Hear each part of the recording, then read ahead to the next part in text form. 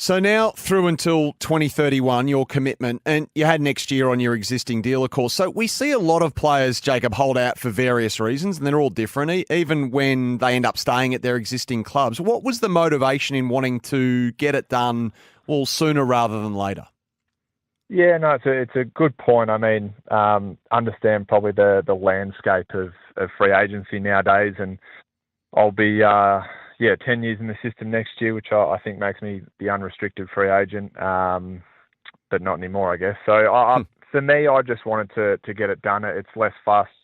I'm very comfortable where I guess I am as a player and sort of the position I play within the team, and fortunately the club felt sort of the same way. And I guess, as I sort of alluded to with my first answer, with what we've got going forward, I've been very fortunate to come up through, I guess, the system with Charlie and Harry, Jack Silvani and David Cunningham, obviously all being drafted in 2015. And I guess we're a big part of sort of what we're going to be doing going forward. And, I just wanted to be a part of that long term, and I'm very thankful that the club has shown some faith in me. And it was a pretty easy answer in yes to get it all done. And as I said, just very excited for what this group, both from a senior point of view with Crip, Walshy, Charlie, Harry leading the way, and obviously some very exciting young guys coming up. So we'll see what Nick Austin and Mick Agresta can do in the next 3 days, and provide a good launch pad going into next year. Well. Hello, everyone. Welcome to the Blue or Broad show here on the channel. Monday, the 14th of October, 2024. Proudly brought to you by Cannoleria. I've got a very special guest rejoining the show, Mr. Jono Baruch. Hello, mate. Hello, mate. Thanks for having me back. It's great to see you. Got you in. Good news. Jacob Weitering, straight off the bat. How good? It's a new year. Some great news to start the new year. It's a great day. Absolutely perfect way to kick off a new week with the big signing with the big fella. It's the perfect way to start, and it's always it's one of the ones that you've seen coming and it's been reported for a long time. But for it to hit your inbox in the morning to say that Jacob Weitering's going to be wearing navy blue up until the end of 2031, it's always a nice email to get and a good way to start the day. Absolutely. There's a few more clips I want to play throughout the start of this show, which we'll get to. But maybe firstly say good evening to everyone watching. Good to see all of you here. Jono, what's off-season like for you? Can you paint the picture? What do you do? How do you cope? What's off-season like for me? Well, to be completely honest, mate, it hasn't stopped. You sort of run from the finals, and then grand final week is a completely different beast. Having the privilege of working my first grand final this year, it's completely different to the regular season, and it's completely different to a final series, and grand final just takes on a completely different beast of its own. So you're running from that, and then it's straight into trade period, and you're trying to come down, and then you've got to catch up to all the speculation and all the deals. And then you sort of get to this point where they're all talking before. It's like you get to this point almost every year where there's toward over the hump and midpoint, there's not much really happening. You're trying to chase things up on a trade point of view. You're trying to map out, well, for me, I'm trying to map out what's coming next, whether or not you're going to be involved with the draft or potentially other sports in the off season, then trying to work out what that looks like. So to answer your question, it hasn't really stopped for me yet. In terms of footy season, it'll probably wind down after Wednesday when trade period finishes and you tie up a few loose ends there. But from then, it just kind of takes a little bit of a lull and you can take a deep breath, but hasn't really stopped since the final siren went a couple of Saturdays ago. We're just talking off air. I don't know, maybe it's too early to call it, but I've never seen an appetite for off-season content on YouTube like I have this year. I've never seen it in the 4 years on YouTube. Is that right? Yeah. 5 years on YouTube, sorry. Never seen the appetite in the off season like this. I don't know if it's a turning point. I don't know what the reason is. I don't know if it's a trust thing between mainstream and fan channels, but it has been batshit crazy. It's fun. It's fun. It's a conversation for another day as to how there's a changing landscape, and I think the footy media is slowly getting it, that the landscape is changing. There's a lot more of citizen journalism, let's say, where everyone's got an iPhone, everyone can post something, everyone can start a Twitter page, everyone can start a podcast, and something can take off in the matter of half an hour. So there's a lot of that.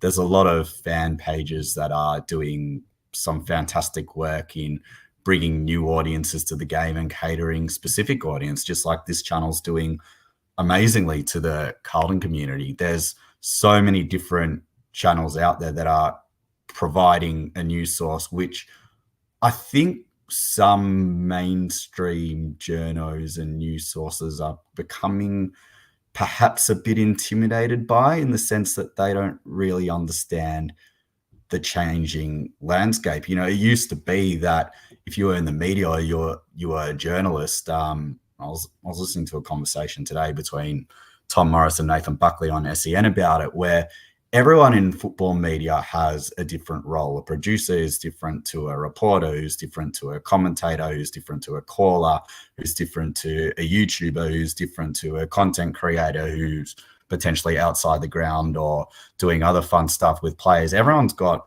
a different role. And I think it's hard to sit back, particularly if you're an old style journalist who's been through the system of going to university and getting a cadetship and seeing these younger people who come into the game with no professional runs on the board, in the sense that they've cut their teeth in journalism, done the hard way, and they've sort of got their runs on the board their own way via these non-traditional media types, and built themselves up to a sense where they can be an accredited, trusted source of news, kind of like this YouTube channel has become the go-to for Carlton news, views, ideas, analysis, with yourself and all the wonderful people that are associated here. So there's a bit of a culture shift happening in the media space, and the Blue Bag Age has said it.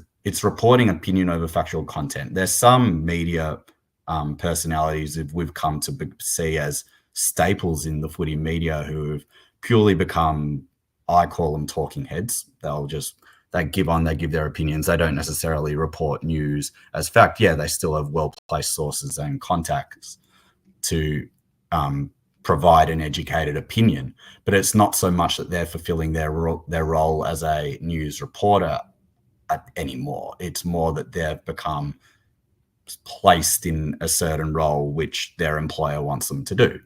So things are changing slowly, and it's been interesting, this trade period. But for a separate point, trade content pops off at any time of the year.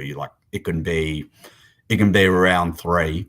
You can be writing for an outlet. You can write a full-on and tactical analysis as to why a side shot because they've gone 0-3, or you can write a story about a player coming out of contract and being pursued by Club X. I'll tell you, that story will do 10 times better than the tactical analysis about the club that's gone 0-3. So there's always the appetite for it. There's always a need, or maybe not necessarily a need for more, but there's a need for the industry to keep diversifying and become accepting of what's to come. And it's only going to get bigger, as you've said. Like, the numbers have dictated that this thing's only going to grow. Yeah. And whenever that happens, there always is a responsibility as well. I think I don't know what happens in the industry, because at the end of the day, podcasts and YouTube channels, I mean, we are self-governing. Like, we don't have a boss. We don't have a corporate interest telling us what we should and shouldn't say, can and can't say. So it's an unregulated space for the most part.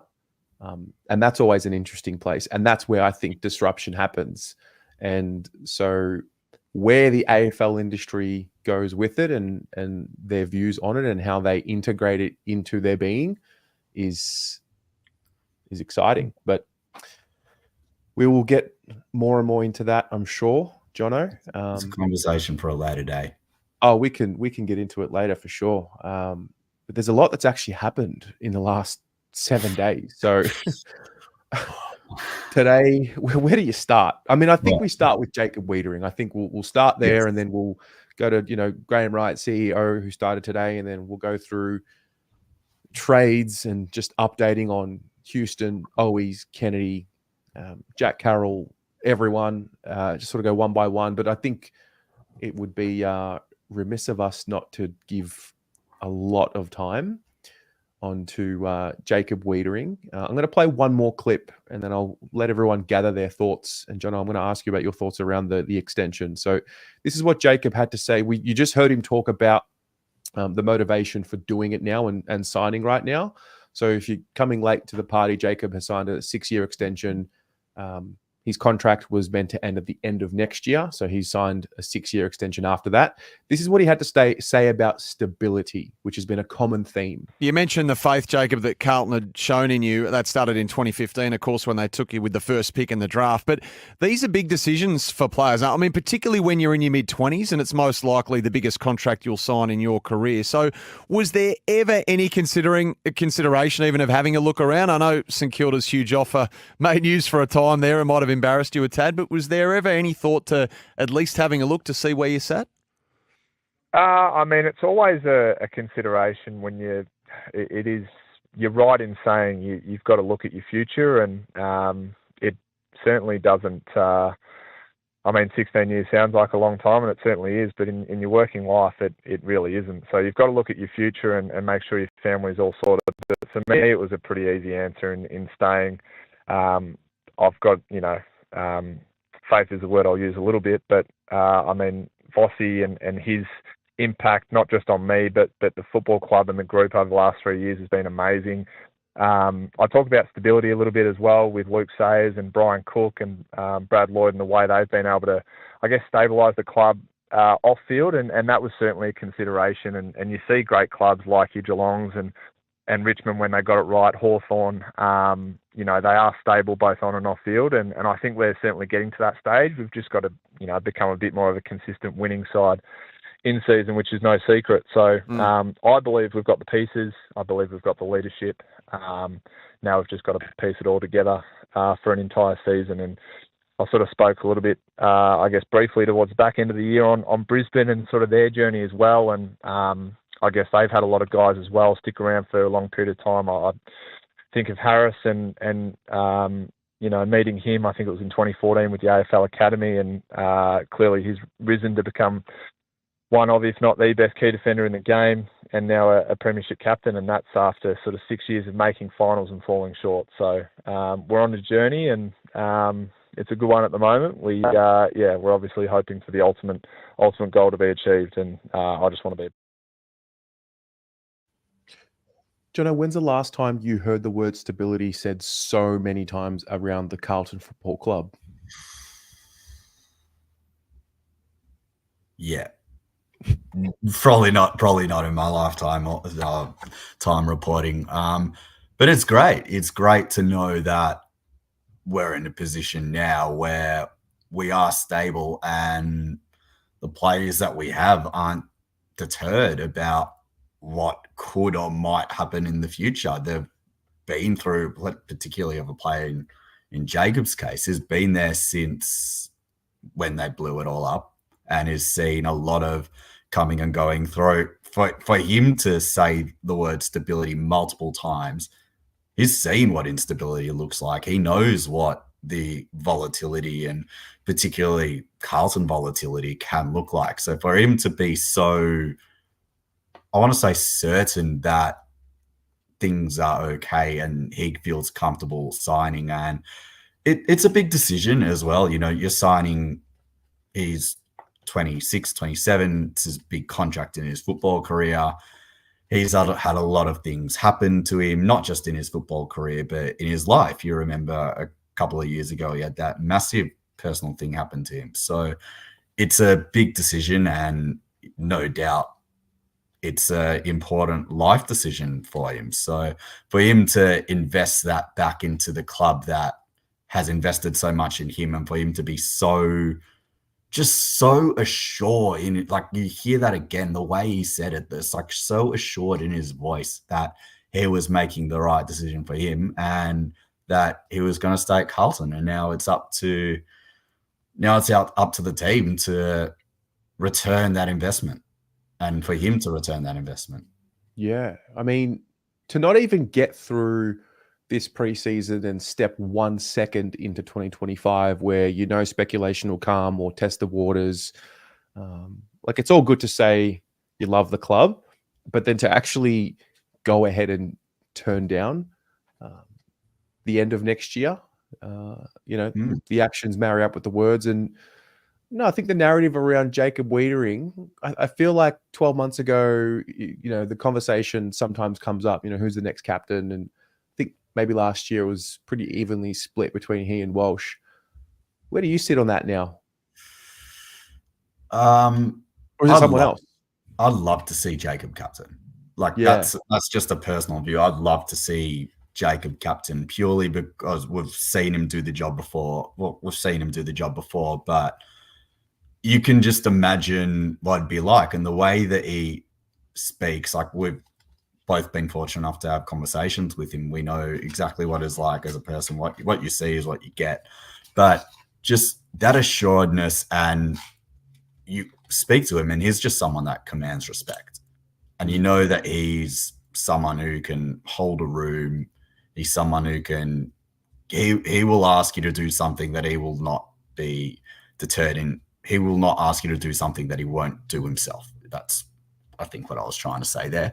So I'd love to see him captain. I'll throw it back at you. Not if you had the choice, would you make the switch?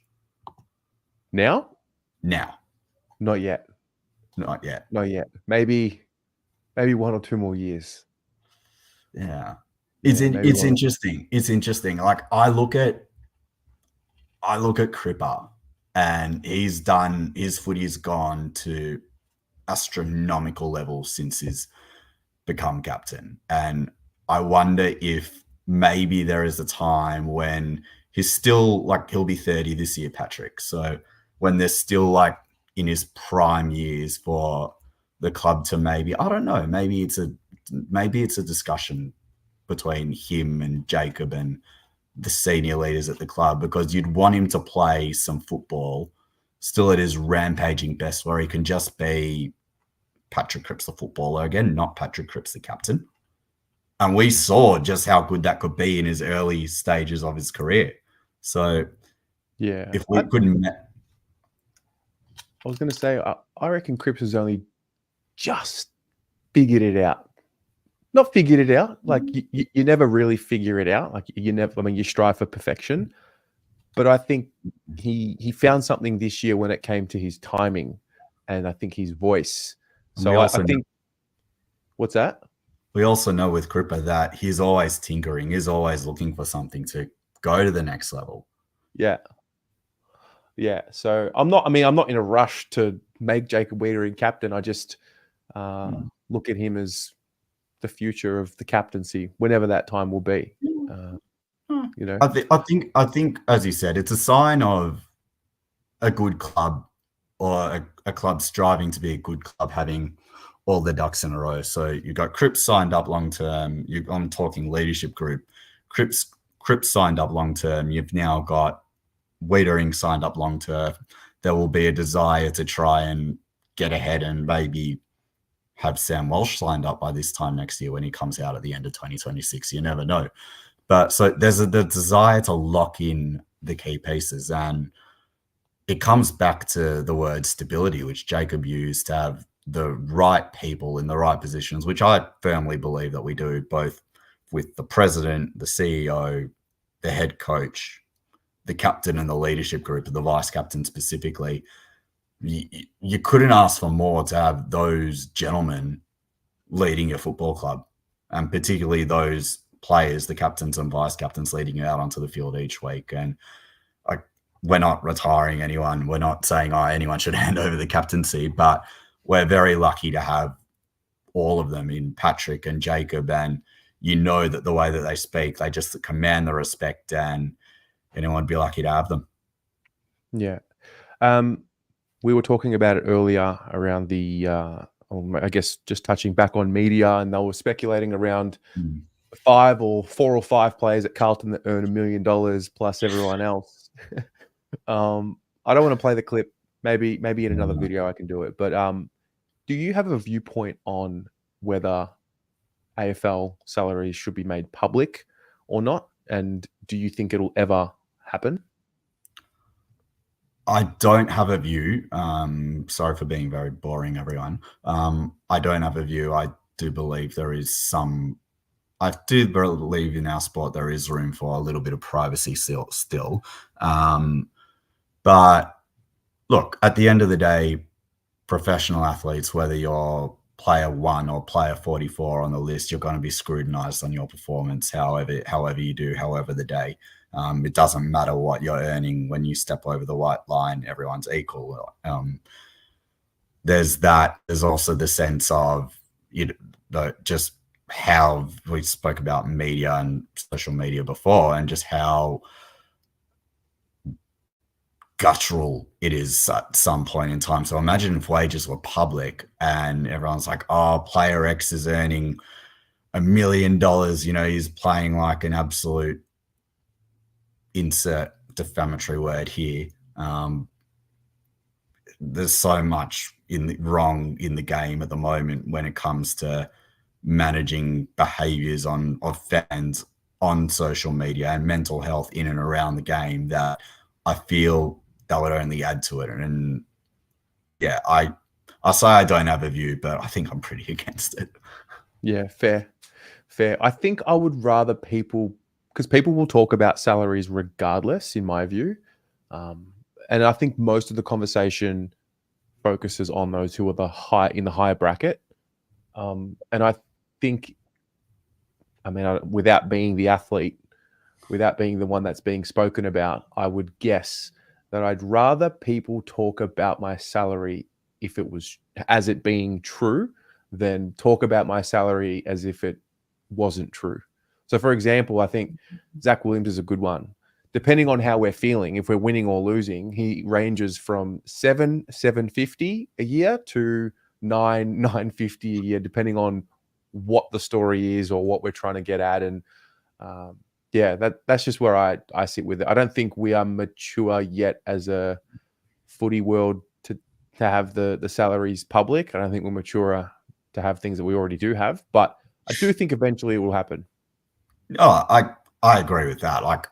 We will 3 certainties in life that one day we will have 3 certainties in AFL life that one day the grand final will be played at night.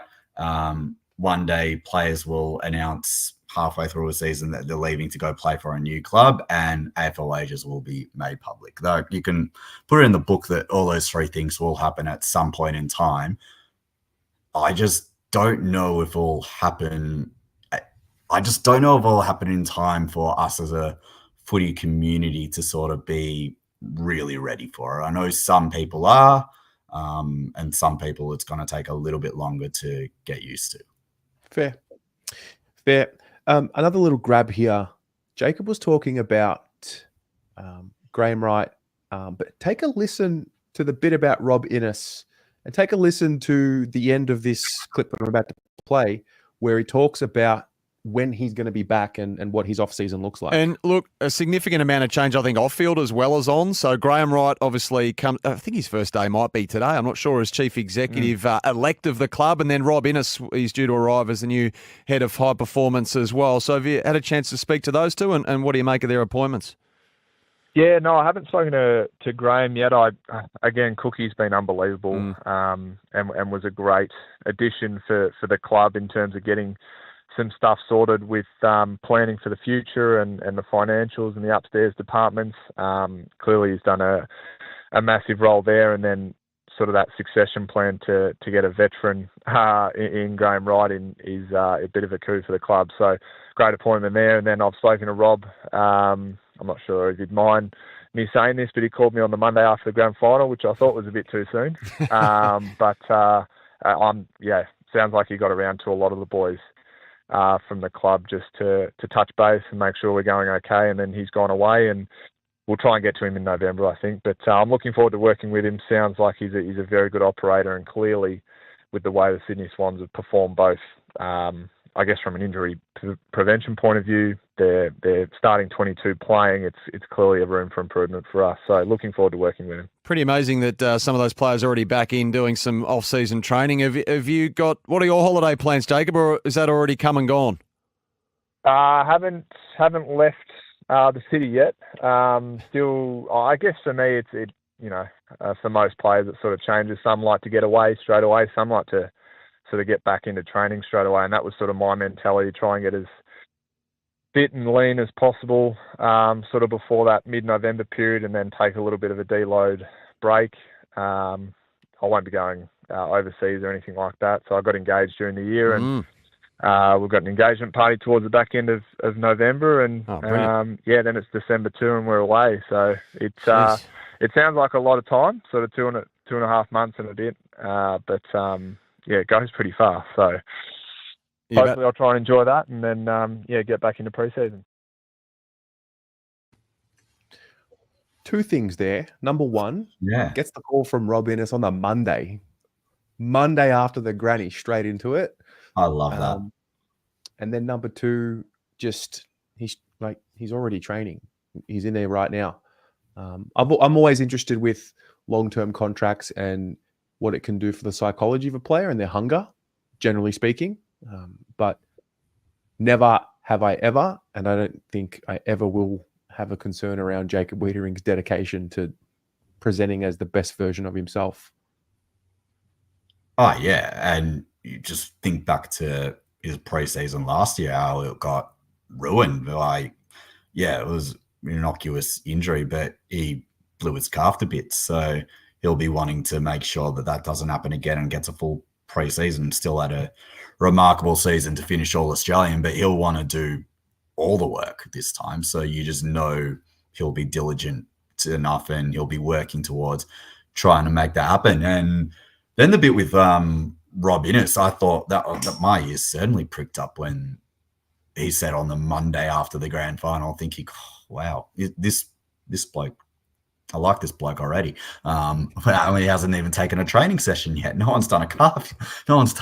So he's earning the brownie points before someone can ping a hamstring. So we love that. So it was good proactiveness. I'd be shocked if he hadn't reached out to all the players by now to give them some form of a basic program or something to do in the off season while they're away. But it's good. Again, it shows the stability of the club, and it shows. I think this. We've got to harp back on something that was said at the Best and Fairest last Sunday night, Tez, that there's a sentiment of not being satisfied at all about the way that 2024 finished, and 2025, well, it seems to have already started for some players and a lot of people working behind the scenes at the club, working on how to make it better. And if that's players being in the club, not 3 weeks after the grand final finish to work at getting better for next season, then so be it. Like we'll talk a little bit later when we get on to the list strategy and trade targets, but this is a list that should know exactly where they're at and where they need to get to. And these are the 1%ers, and these are the little things that everyone needs to do and that every premiership team does to go from, as Luke Sayers keeps saying, to go from good to great and great to extraordinary. These are all the little things that add up. And to hear that Jacob's in there, along with, from what Jacob said, a lot of other boys today being in the club, either doing rehab or doing weights or doing gym, it's unbelievable. More of it. And the best part about it is there's no showboating about it. It's all getting in there. It's doing the work. It's quietly doing the work and building up. And I say taking it seriously. I don't say that as a joke because they're a football club. Of course, they take things seriously, but they're not mucking around. And I love that. I hope it's a good point. I hope, because really, like, when can a club, and this is also a guess of a thought, but when can you really get ahead of the rest of the competition? Because I think everyone goes back at a similar time depending on when your season finished. Once the preseason starts, everyone's in preseason. I can't help but feel like now, between now and December, that's really what's going to separate, those who are going to be better placed for next season. Maybe that's a little naive, but at the end of the day, like, everyone's chasing to be better next year, including the Lions who want it. So yeah, I think the best and fairest was the night where I left my anger at the best and fairest at the Palladium and got over it. I'm not over it, but I'm over it. Terry Pagani left his anger at Crown Casino. Didn't hit the tables, thank goodness, because that would have been a disaster.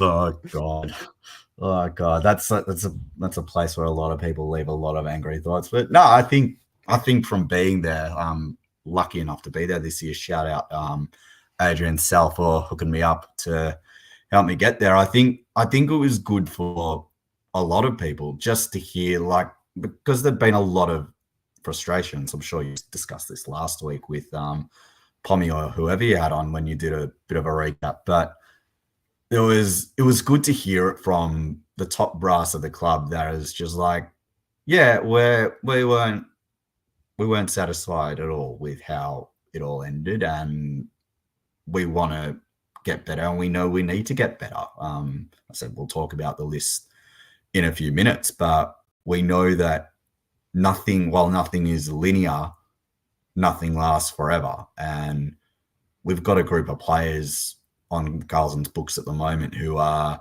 pretty special. We've just signed one up long term, and I think we're about to discuss who might be next in terms of who to lock down for the long term so we can continue doing special things. But there's a bit of a sense that it's like it's time to take it up a notch, and everyone, as you said, is looking for that 1% of how they can get better, how they can get the edge on the competition.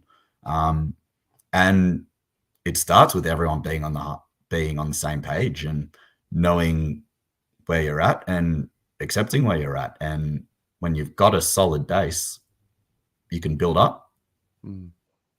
Well, let's move into trade talk. Let's move back into trade period. I'll start with the final clip from this Jacob Weitering interview.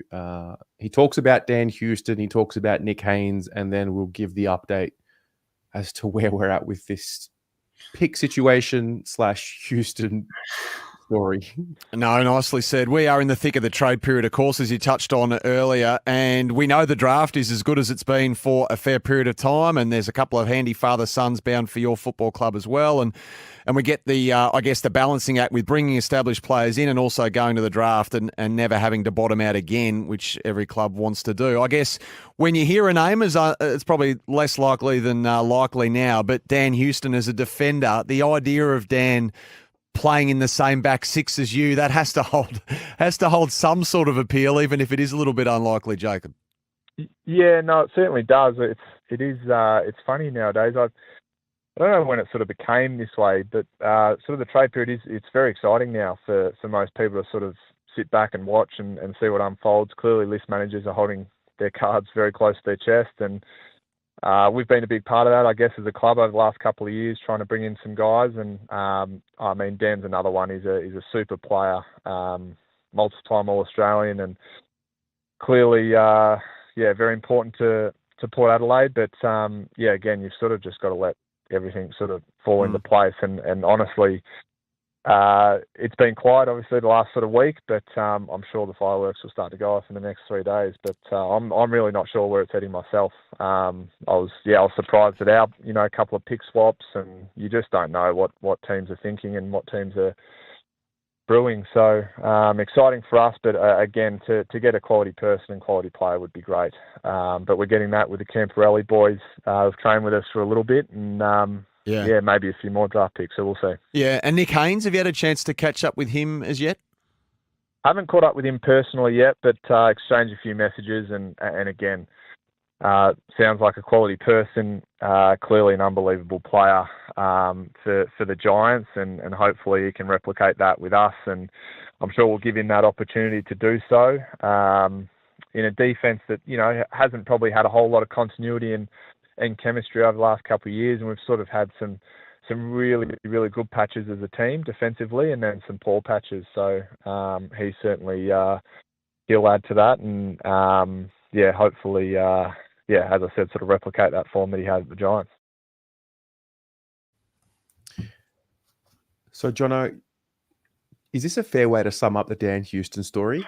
It has been always one tweet away from being completely flipped on its head. I've never seen anything like it. It's been the Like, he's good. It's been he's a good player. He's a good player. I've never seen a trade story like this, and I remember being oh my god, I don't even know who's adequate to compare it to, particularly in my time covering the game. Probably Jeremy Cameron was wild because the Giants matched the bid, and that was the first time that someone had ever matched a restricted free agency bid. So the Cats having to give 3 first-rounders on the buzzer was something crazy. But yeah, I can't remember a ridiculous trade story like it, but it does sound like we are getting to a conclusion. Yes. Was it Judd?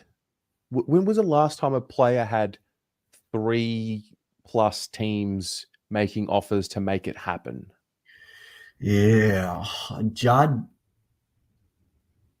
seems about right, but that was interesting because that was the club pitching to Judd saying, "Come to us." This sounds like it's all.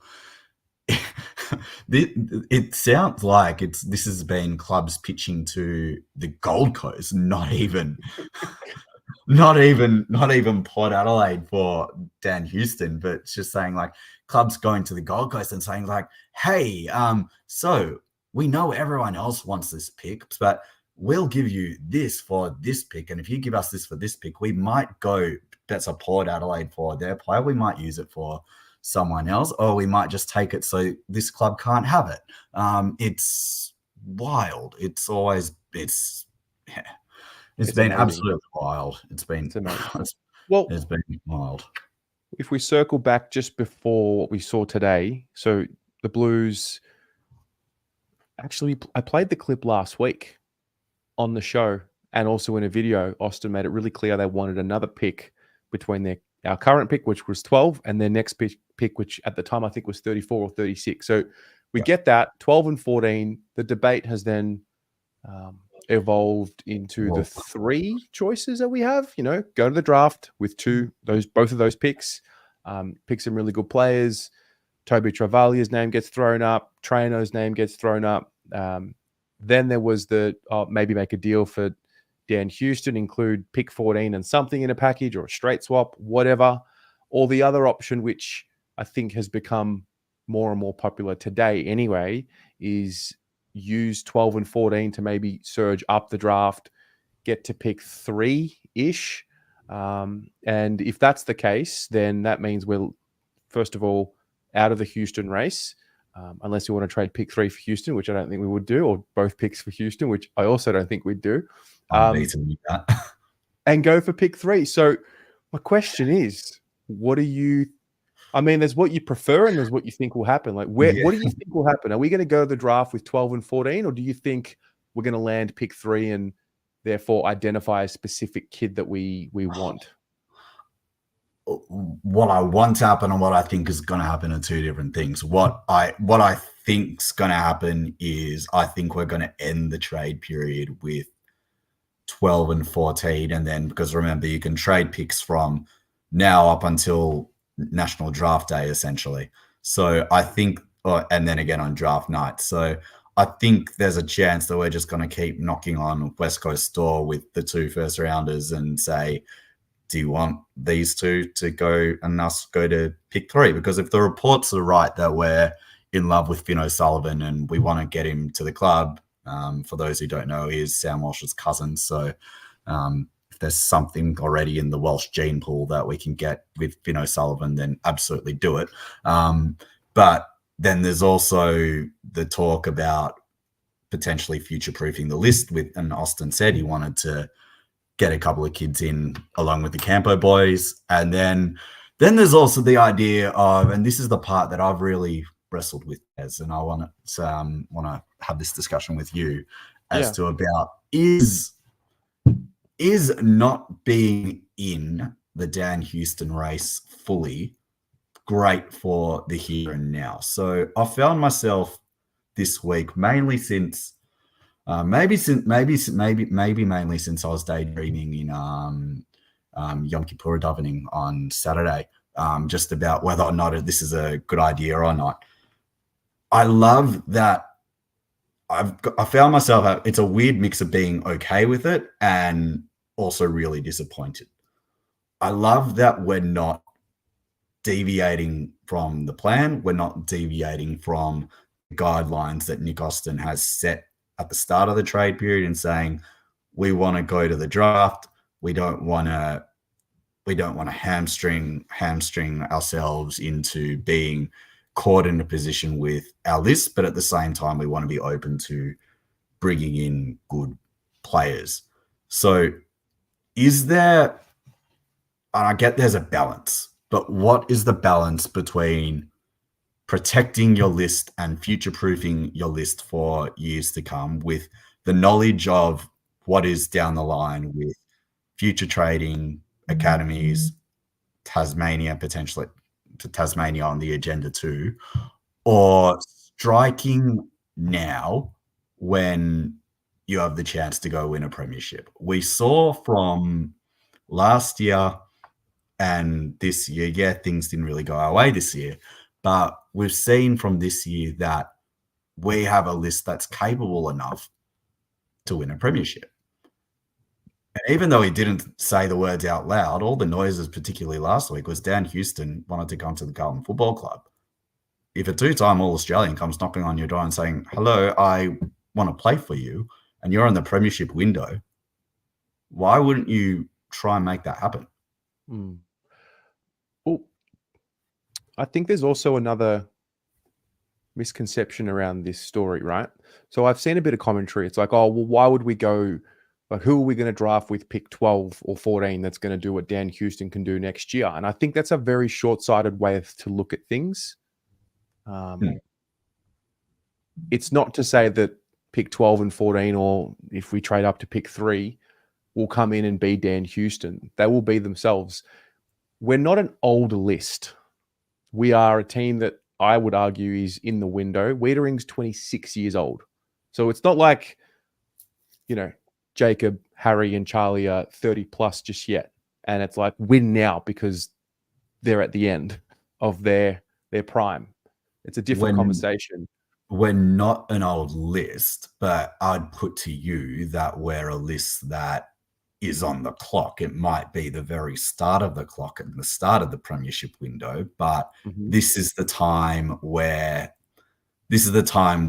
you do need to strike. And we spoke about signing Jacob up, and we spoke about that little Fox Footy graphic that was played today and the salary cap crunch that's allegedly going to happen at Carlton, be it in the next couple of years. You're going to have players that, and you can never have too many good players. You're going to have players that will demand a payday and demand to be recompensed for their skill level. So, and reality is, and even though everyone says, oh, we want to try stay together, if someone dangles a big fat contract in front of you, you're going to take it.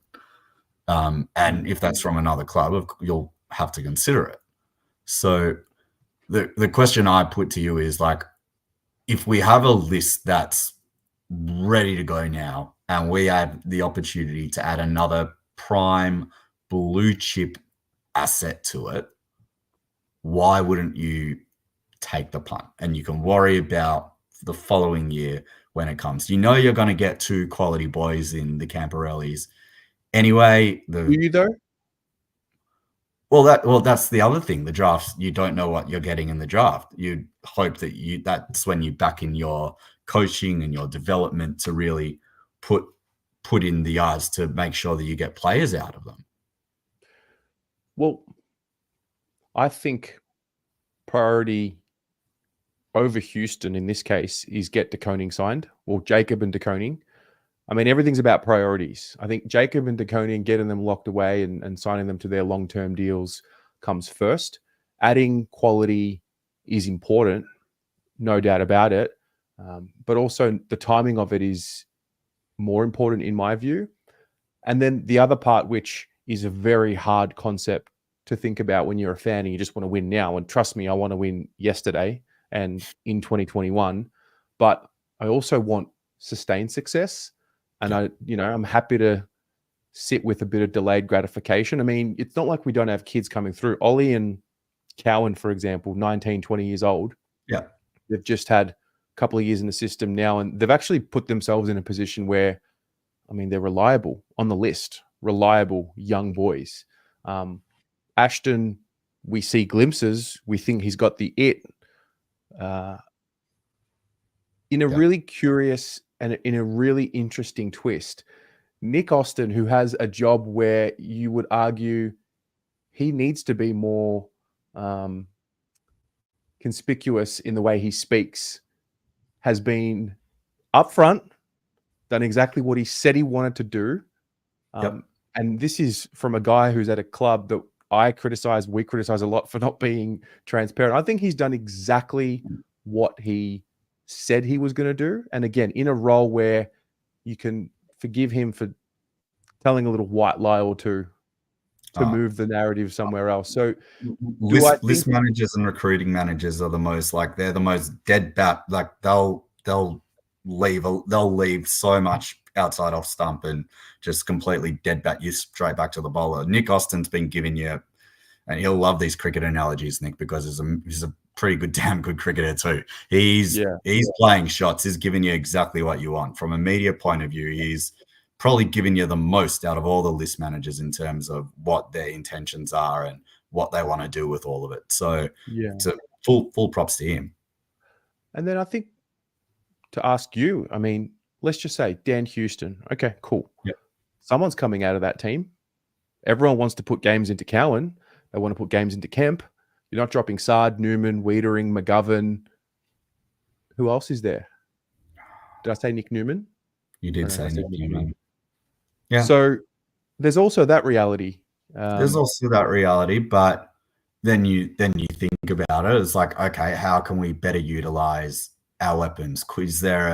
We saw how Ollie worked behind the ball, but then you're adding to the back line, so maybe scratch that idea. You can always move Sard up the ground. You can always. Boyd was drafted as a half-forward flanker and delivering the ball inside 50. So you can have a tinker with that. There's so many moving parts to it. But again, I wonder whether there comes a point, and as you say, I agree with a lot of things that you're saying, Tez, but there comes a point where it's like you can decide to future-proof your list, which everyone needs to do. Everyone needs to contingency plan, and particularly at this time, again, this is a critically important draft, not just because it is stacked with talent, but from next year, you can trade 2 years in advance. So that takes you out to 2027, and then Tasmania's coming in. So they're going to have a lot of the first couple of rounds for the next few years. So I understand the urgency from the club's point of view. I guess the disappointment comes in the fact that we had a chance to get a really, really good player who wanted to come to Carlton, and he would have instantly made us better than what we were. Instead, he's going to go to a rival club, which happens to be our biggest rival, and make them instantly better to completely not change around everything. And it might put their future at risk, but it continues in with their narrative of they're in to win it now, and they're in to contend now and keep winning premierships while they're in this sweet spot with their list. And it's something that at our list and say, we've probably got a few years to go in our premiership window, but why not take the opportunity when it gets presented to you? Yeah. Well, I think Collingwood's a good example of what I said earlier. So Jacob, Harry, Charlie, these guys, or DeConing, 24 to 26, 27. Like Cripps is approaching 30, fair. But Collingwood, Pendles, Howe, side bottom. Elliot, Meyer, check. It's like a win now because I don't know how long those guys have got. I mean, they're pushing 30, 32, 33, 34. And I don't know. I mean, I still, and I'm very well aware that being a Carlton supporter means I could be overrating our list and our players, but I still think we could get much more from a halfback role with Adam Saad than what we have. Now, is that Saad's health? Is that his body? Is it his coaching? Is it the role? Is it a bit of everything? I don't know. Can I be blunt? It's his teammates not knowing how to use Adam Saad properly, but that's been a bugbear of mine for years, ever since he's been at the club. But no, what I'm saying is we can manufacture a better halfback role. Yeah. No, I hear that. And I look at our list and I think we have enough superstars already. We have enough guys that we look after, and we have enough guys that we will need to look after. As you say, the next big priority for the club is re-sign Tom DeConing, and then it's re-sign Adam Gerrard, and then it's next year's a massive year in terms of out of players that come out of contract that are big-ish names that we'll have to re-sign or look to do something with. So it's a big year in that regard too. So I completely understand. I completely understand the rationale of not doing it. As I said, it's a weird split of being okay and disappointed. I guess mainly, I think mainly I'm disappointed in the sense that he's going to Collingwood and they're going to be good again next year. But knowing that if it stuffs up for them, then they'll fall off the cliff, and that will make me really happy. But it's just, I don't know. It's one of those things where you look back as a footy fan and a footy analyst and a media person, and you look at the clubs at the end of trade period, and it was like, all right, what did your club get that's going to make you better? So Geelong, they made the prelim last year. They get they're going to get Jack Martin, and they're going to get Bailey Smith. They're going to be better next year than they were, and they made the prelim. Brisbane won the flag. They're going to get possibly the best kid in the national draft. They're going to be better next year. Melbourne, who didn't have a great year, what are they going to do to be better? Because you're sure Christian Petrarca is going to be 100% fit. They're going to be better because it's going to be playing and in the right frame of mind. Fremantle, who nearly kicked us out of the 8, they're getting Shea Bolton in, who on his day is a freak of a player, and how good they are, or how good their list is already. They're going to be better. And I look at that, and I look at Carlton, and it's just Nick Haynes has been an all-Australian level before, and this is absolute no slouch on Nick Haynes. I think is going to do fantastic things at Carlton. But is that all we're going to do to make us better? Well, if we're going to assume that, say, to use your example, Christian Petrarca is going to get fit, he's going to be better. I reckon opposition clubs would be saying something similar about Carlton. Oh shit, they went and got Sydney's strength and conditioning guy. They're going to be fitter. They're going to have, instead of 3 guys play every game, they're going to have 8 to 9, maybe 10 guys play every game. And by virtue of that happening, they'll be better. So look, it's all in how you view it. I don't know. We watched this on Friday. I was live, and we watched highlights of some people were throwing out names of these draftees to watch their highlights. And I watched this kid. I watched Sid Draper, one video. Mate, I'm all in. I'm telling you, Jono, I'm all in. We're probably not going to get him. It's probably a bit far-fetched. I don't know. I mean, and to be fair, it was one video which was showcasing, I think, one game or maybe two games. Mate, it was like watching Butters, like a psycho runner that just initiated energy.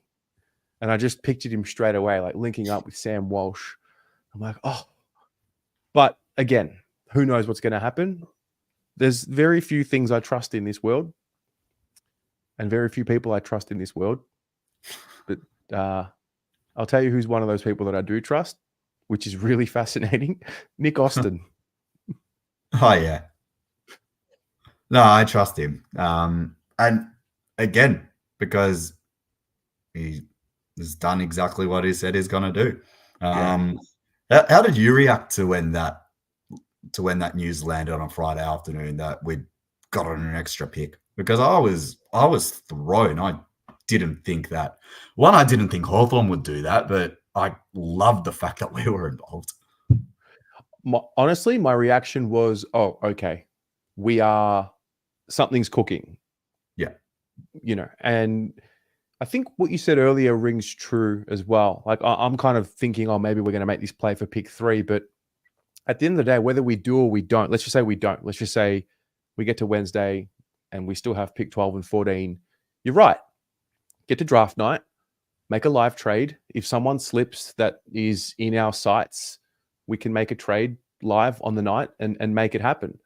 Or if they know there's a specific kid that they want who's definitely going to be a kid that they need that third pick for, then you go for it now. So there's still so much to play out. And then I think Weldy makes a good point as well. I mean, things are changing next year in the way that the team looks. Williams preseason as a forward, Moya, Lord, Binns, who knows? Are they going to elevate and become regulars? Durden, Motlop, are they going to get a preseason in and be available all year? Jack Silvani, is he going to be fit and available all year? What's Ollie Holland's going to do?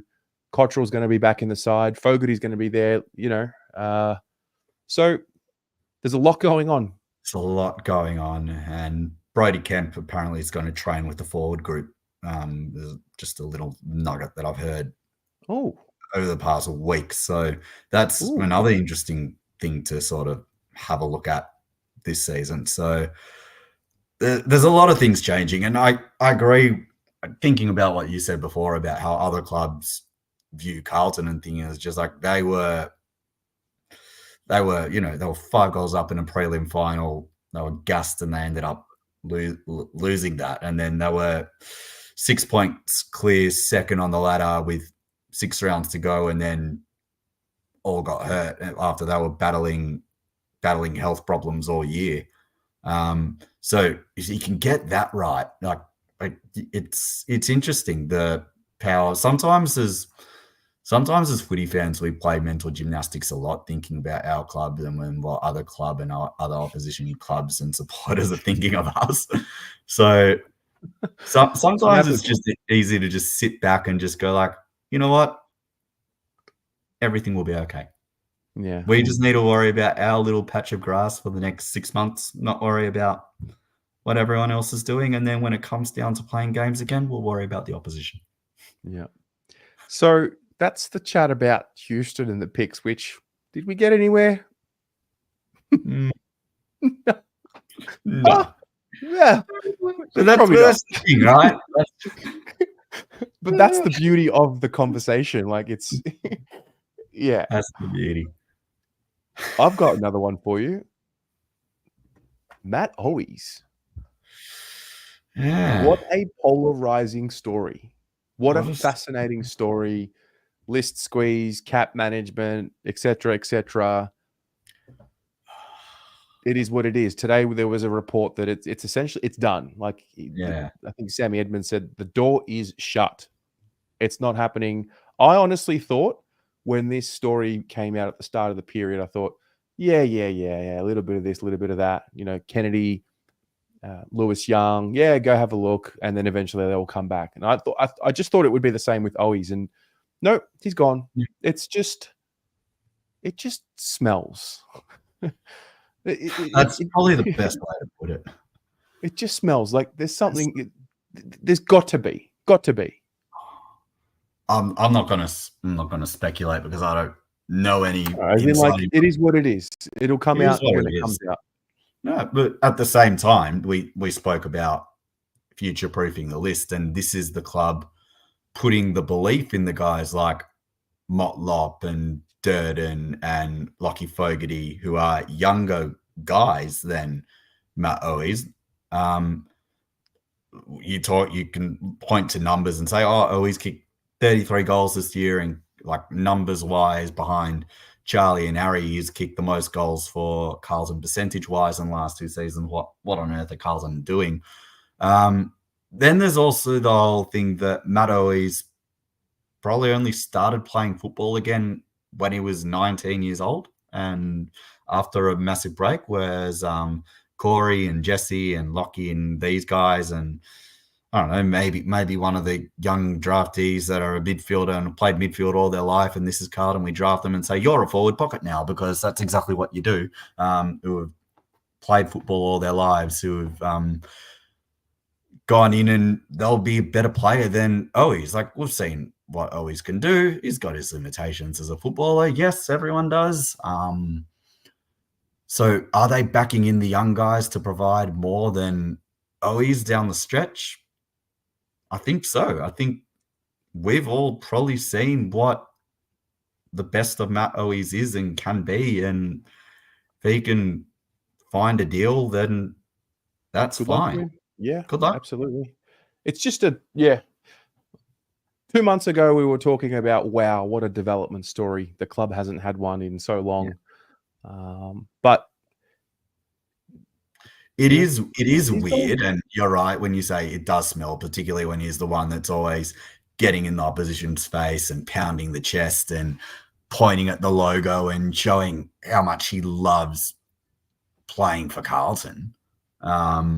I think that's the one that's really irked the fans when someone does that and it's like, oh, you're one of us. You're part of this Carlton tribe, so to speak. So I think that's something that's really irked the fans. But look, people come and go in football all the time. We are literally 3 minutes of game next year away from not even thinking about Owies. And you know what? That is probably a reminder to all of them, because they come and go. Mm-hmm. Whether they come and go and they leave in a way that we expect them to, whether they retire or they're there for 10, 15, 16 years, or they abruptly leave. We all loved Stocker, Dow. Some loved, Fisher. I loved Fisher, O'Brien, but Willow. Mate, these guys, they come and they go, and and when we move on, and so there you go. And Damien, interesting. Deleted Carlton out of his bio. It's official. Yeah, and good luck to him. Yeah, and good. Well, wish him all the best. He's been great. This is the other one. I mean, Motlop now steps into year 4. Yes, and I found the talk about Motlop fascinating. I can't believe I read things that say trade Motlop. It's like, mate, he just had a horrid year. He's 20 years old. Yeah. And you know what? That's allowed to happen. People are allowed to have down Can you years. have a bad year? Can you have a bad 12 months? Is a bloke allowed to have a bad year? Are you allowed to get injured? Are you allowed to get injured? Is a footballer allowed to get injured? At 20. At 20. At 20, every footballer has at least one bad injury throughout their career. Yeah. It's going to happen. And there are going to be times where you have a period of your career that is stop-start and you're not playing the best football that you think you can play. And sometimes you just have to write it off and say, right, let's start again. Let's change a few things up. It's a new year. It's a new season. It's time to really get cracking again. And I think that's right. I think Jesse Motlop's nose has got a big 12 months ahead. It's a contract year for him. So he knows he would have had some home truths said to him in his exit meeting. I don't know that for sure, but knowing the type of player that he is and what he's capable of and what he produces here, there would have been some conversations from both sides, knowing that there is so much more that we can expect from Jesse. Yeah. Well, this is the list of players who are going to be out of contract next year. So between right now and I guess in 12 months from right now, we will all have an update on every single one of these players. So we know De Koning, we've spoken about it. Doherty, Monahan, Fantasia, Newman, McGovern, Kennedy, Motlop, Silvani, Lemmy, Hewitt, Kemp, Wilson, Chincotta, Stard, and Chera. I believe that is 17. It's a lot. It's a lot. It's a lot. So, I mean, we're still dealing with the 3 or 4 that are still out of contract for this year. So we'll get through that. And then I think talks will start for the rest of them thereafter. Yeah. And it was reported today by Glenn McFarlane in the Herald Sun that Blues want to get De Koning done before opening round, which, again, you talk about priorities and getting things done in a timely manner. That's the biggest ticket item, because probably behind Weitering is the most important player. We saw that just from the half that he played in the final, just how valuable he is. And you've got to keep and look after and maintain your assets all throughout the year. And that's what gets you close, my friend. That's the difference between winning and losing sometimes, is how you look after your assets. Yeah. I saw a question today. We were talking about coming and going in this league and the fans staying. I saw a thing on, was it Mitchell and Ness potentially on their Instagram? It was a great question and it prompted me. I want to ask you, and I want to ask all of you, which retirement hit you the hardest and why?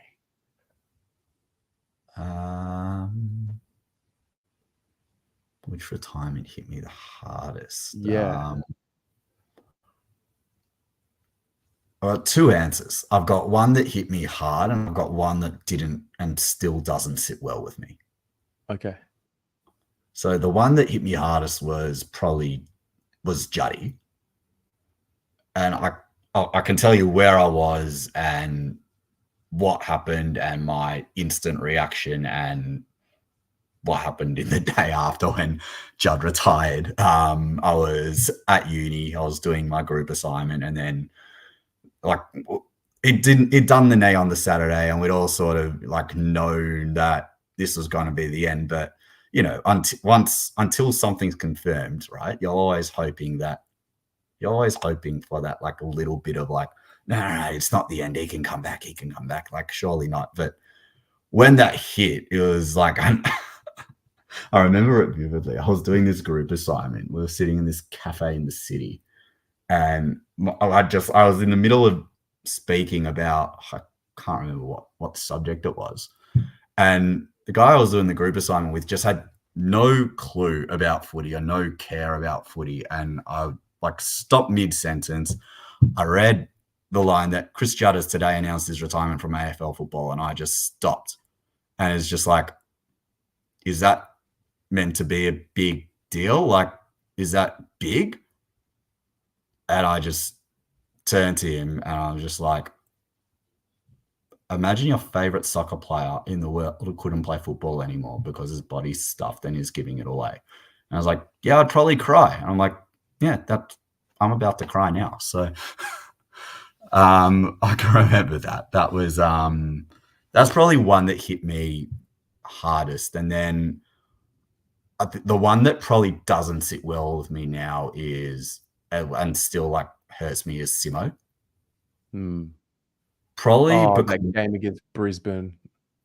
the game against Brisbane, it was COVID. There were no fans, and then the thing that probably still irks me is that, not that Cade would have wanted this at all because it's not his character, but the fact that as a Carlton faithful didn't get a chance to say goodbye to him. Like there was no lap, there was no formal goodbye. Like I can't even remember at the best and fairest if there was something, because they did that weird best and fairest for the last season just before the new season that year. I can't remember there just being like any formal send-off or goodbye to such a warrior of your club through such a dark time. And it didn't sit well with me then. It doesn't sit well with me now. And even then I was chatting with some friends the other week when the news came through about Luke Parker requesting a trade to North Melbourne, and it's like just like that one instantly goes in the looks weird wearing another club's jersey on him. And I'm just like, yeah, like, you know, it's not a player, but seeing Cade Simpson wearing a Hawthorn polo top now looks so weird and so wrong. Yeah. Definitely agree with the Judd one, because Judd was so great, and to be humbled by an injury that, you know, very few do. It's like, oh, wow, like that's it. And you knew in the moment that was the end. Murphy, for obvious reasons. Murphy was my first proper favorite player. Yeah. You know, watched him from the beginning. The one that doesn't sit right with me is Cruiser, because I'm of the belief that, you know, injuries happen and it's about resilience. And I always thought he was such a resilient person, and he kept battling through these injuries, and then he was going to have that year where it all came together, you know, and he works so hard and he's diligent and he plays the game the right way, and he's relentless and he's respectful, and, you know, we all love Cruz and we all loved Cruz. And I always thought, yeah, you know, this is the way life works. You know, you work hard, you stay the course, and you're going to get your year. And he never did. It never happened. And it doesn't sit well with me. It's like, it doesn't make sense. It's not fair. Life's not fair. He went the same year as Simo, did he? Because he played round one. Yeah, you're right. Because he played round one. He hurt himself round one. And then it was just, he didn't get back to play. I love that he's still involved now. So it's like he's still in the club. So it's very different that he's still very much a part of the inner workings and the inner sanctum of the club and working there. So like he's still there. Like by and large, we see him every week. But yeah, just it's hard when you see those players that come, they're so highly touted and they get the raw end of the stick injury wise and can't get their bodies right. And then it's just like they end up finishing their time in the game. And it's like, well, we feel shortchanged because we didn't get the best out of you, which is so sad. It's no one's fault other than the fact that it's just, these are the cards that you get dealt and it's how you play them. That's why we as a Carlton fan base adore someone like Sam Doherty, who, despite what cards he gets given, he just keeps finding a way to play them in the way that works for him. And there will be tears when that day comes. I don't even want to even think of that. Let's change the subject now, please. Yeah. No, well, I think what it does is it just reinforces to me, I think that whole era that we've talked about, you know, Judd, Murphy, Gibbs, Cruiser, like what it's reinforced to me is like nothing's guaranteed. And that might lend to your point earlier around why don't you just go for Houston? Go for it now. Because 6 years ago, injuries were an issue at the club. We went and got the best in the business, Andrew Russell, to fix it. That Murphy, Judd, Gibbs, Cruiser era, I still can't believe that the peak of it, of what it looked like, was the first 3 rounds of 2012. or if you want to go elimination final 2011, like Darren Glass holding Walker in the goal scorer at Subiaco. He was absolutely holding him. I cannot believe they didn't call it. Absolutely held. But imagine how different our lives would have been. Yeah, but the point I'm trying to make is, I mean, it looks great now. All these boys are signed till 2029, 2030, 2031, and in theory, we're going to be better, and I believe we're going to be better, but nothing's guaranteed. And I hope that the semi-final against the D's isn't the peak of this group. Back then, I would have said, you are crazy if you are telling me that would have been the peak in that moment. I would have said, there's absolutely no way. Look at who we've got. So I just hope the best is still ahead of us. Oh, you've got to have faith.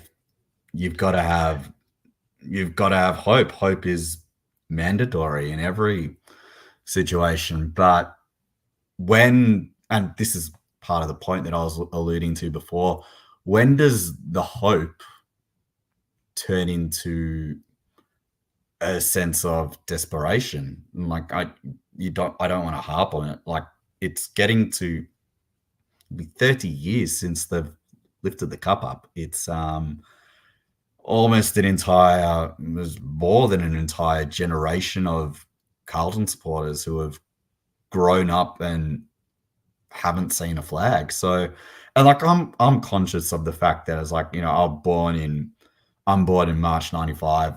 I haven't seen much. There'll be a lot of people my age who haven't seen much and have been spoken to by their fathers, their grandfathers, their uncles about the halcyon days of the Carlton Football Club, and that the next premiership, whenever it may come, will be the greatest one of them all, because it will tie the old and the new, and it will bring everyone together, and it will be the one that we all get to enjoy, and it'll be our premiership, in the sense that this one is for old Carlton, it's for new Carlton, it's for everyone. And you can have the hope that it's always going to happen and that it's always going to be your year, but why don't you just go and make it your year?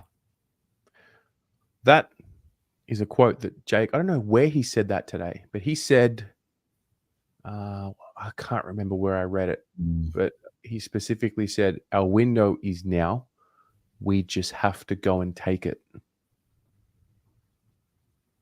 Yep. And a lot of you spoke about the 1%ers before, Tez.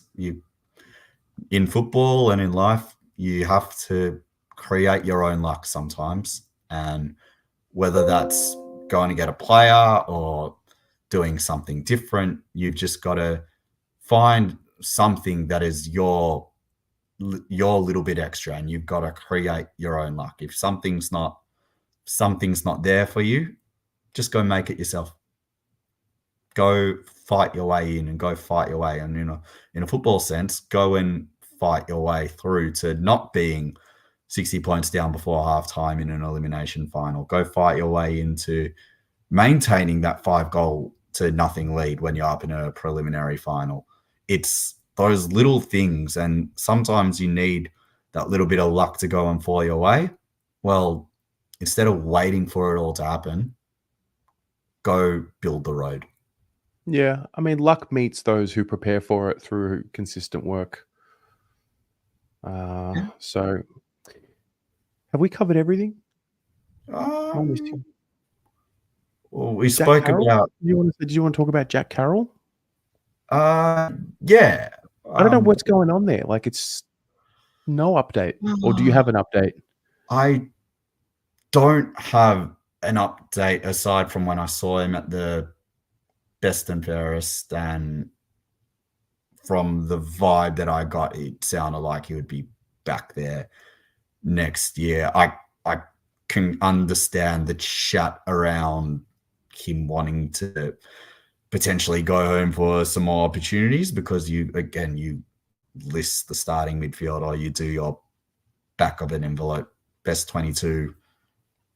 Probably doesn't look like he's going to be in it, despite him playing a lot of games this year, and I know a lot of them were as the sub. So there's certainly a role there for him. I I really liked what I saw in the first half of the year. Sort of fell off a little bit, but again, we talk about future-proofing the list and getting some younger kids now and preparing for what's down the road. Isn't he at that perfect age of being at that mature AFL body when all those concessions come in? He's had that time to build, best mates with Patrick Cripps, who is building his game off and really trying to be not the next Patrick Cripps, but work his way into being that type of player. I wouldn't want to see him go. I don't know where you mean, stand. 15 games this year, 7 of them as the sub. One more year is my gut feel. One year deal. I'd like not to starting see in the him. team to start the year is where I think he sits, and that's fair. Yeah. No, I'd like to see him work for it. Like going into last year, the conversation was, well, with Setterfield and Dow going out, it was going to be he was the next cab up the rank in midfield depth, but we wanted to see him build it through his VFL team and through the spate of injuries. It was playing a lot. So we got to see him do that development and try take that next level up, but in the AFL teams. So I guess that can only hold him in good stead. Look, is far too good for the VFL, even though that's where he's going to start. But as I just said before, you got to create your own luck in this game, and you got to back yourself in. You got to keep working. You got to keep building. He's a talent. He's an absolute talent. He'll get snapped up in no time. He can go to West Coast and play 22 games in their midfield, no question about it. But where will he get the most fulfillment out of his football journey? I'm biased. I like the kid. I want him to see him. I want to see him stay at Carlton. But yeah, I think, and as I said before, from a list profile point of view, he's fits in that age bracket where it's like you'd be mad to sort of let him go, even if he's going to be sitting behind a few people now. Yeah. We will see. We will see. Yeah. Jono, what does the week look like for you, mate? What's upcoming? You got Sukkot. We have Sukkot. Yeah. So spent the last day and a bit building a sukkah, which is lovely. One thing you can absolutely guarantee that it's the week of Sukkot. So sorry, everyone, it's going to rain Wednesday, Thursday, Friday night this week, and every single day. Sorry if you had alternative plans. But yeah, definitely looking forward to that. So some more big dinners, and the end of trade period, the early part of the week, and then crack into cricket season. Yeah, you're a big cricket aficionado, I'll call you. I'll go with Nuffy, but let's go with aficionado. That sounds a bit more professional. But yeah, love it. Big summer coming out. Buy the program if you go to a game this year. Buy the Cricket Australia program. Hey, big news with is it Cam Green who's out for the summer? Yeah, that's mate. Love terrible. my cricket. That's the biggest. That's a breakthrough for me talking about cricket news like that. Yeah. Well, we can poll the audience. Who's going to open the batting this summer? Who's your tip? I think they'll go Harris.